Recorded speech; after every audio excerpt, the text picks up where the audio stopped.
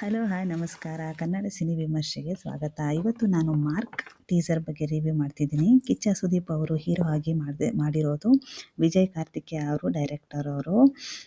ಅಜಯ್ ಮಾರ್ಕಂಡೇಯ ಅನ್ನೋ ಹೆಸರನ್ನು ಮಾರ್ಕ್ ಆಗಿ ತೋರಿಸಿದ್ದಾರೆ.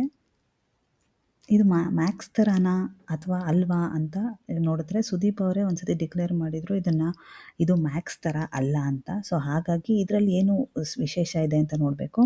ಮಾರ್ಕ್ ಅನ್ನೋ ಹೆಸರಲ್ಲಿ ಒಂದು ಮುಷ್ಟಿ ಇದೆ ಮತ್ತು ಒಂದು ಚೈನ್ ಬೇರೆ ಸೇರಿಸಿದ್ದಾರೆ.